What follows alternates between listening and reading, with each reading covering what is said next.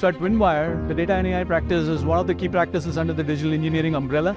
We do work in terms of consulting, we provide engineering services, we provide assurance services. Some of our key differentiators include data migration and data modernization from different legacy technologies to Azure.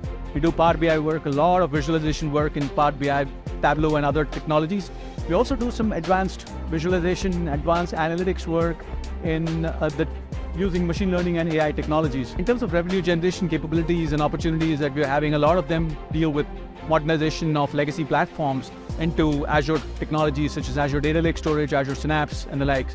And we have numerous opportunities where clients are migrating their legacy visualization and BI tools into Power BI. WinWire's core values include people first, technology leadership, and execution excellence. And pretty much every WinWirean that is here follows those core values. We're very people-friendly, want to make sure that every person is successful, and each person's success depends on another person's success that he's coaching or is part of that ecosystem. From a technology leadership standpoint, one of the key things that customers look at us is as a niche provider of Microsoft Azure services, and that's how we differentiate ourselves in the marketplace.